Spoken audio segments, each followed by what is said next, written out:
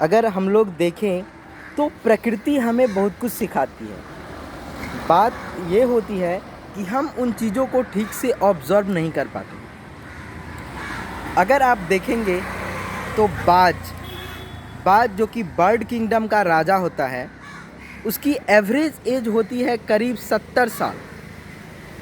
लेकिन उसके जीवन में एक ऐसा मौका आता है जब वो 40 साल के एज में आता है, तब उसके जो चोंच होते हैं वो बेंड हो जाते हैं, मुलायम हो जाते हैं, सॉफ्ट हो जाते हैं। ऐसे चोंच हो जाते हैं जिससे कि वो अब शिकार नहीं कर पाएगा। उसके पंजे 40 की उम्र में पंजे के जो नाखून होते हैं वो बेंड हो जाते हैं, वो मुड़ जाते हैं। उसके पंख जो होते हैं वो भारी हो जाते हैं, जिसकी वजह से वो उड़ नहीं पाता है।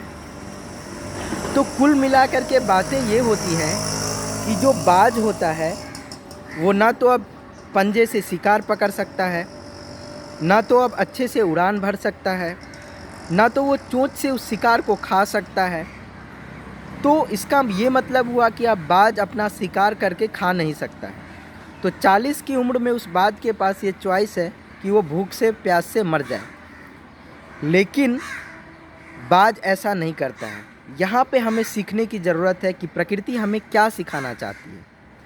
तो वो बाज क्या करता है, अपने एरिया का जो सबसे ऊंचा स्थान है, जो सबसे ऊंची चोटी होती है, उस चोटी पे पहुंच कर के वो बाज अपने चोंच को पत्थर पे तब तक मारता रहता है जब तक कि उसकी पूरी चोंच टूट ना जाए। प्रोसेस कितना दर्दनाक होगा आप सोच सकते हैं। वो चोंच को पटकता जाता है, पटकता जाता है, पटकता जाता है, तब तक पटकता है जब तक कि उसकी पूरी चोंच टूट ना जाए।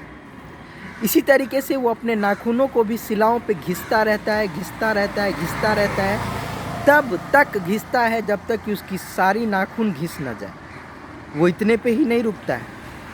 जब प्रकृति उस टूटे हुए चोंच के बदले उसे नई चोंच देती है, फिर उस नए चोंच से अपने पंखों को नोचता है, जो कि बहुत ही भारी हो चुके हैं। फिर सारे पंखों को नोचता है। इतना दर्दनाक वो प्रोसेस होता है, लेकिन फिर भी जिंदा रहने के लिए वो 40 की उम्र में हर एक बाज ऐसा करता है।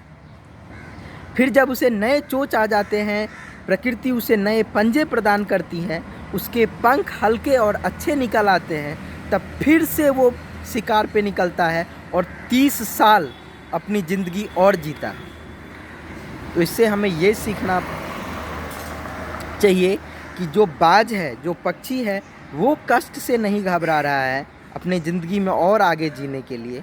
तो हमें क्यों कष्ट से डरना। हमें भी अगर कष्ट आ रहा है तो कोई बात नहीं, कष्ट को झेल लेंगे, क्योंकि बिना कष्ट के सफलता नहीं मिलती है। Thank you so much guys, bye bye.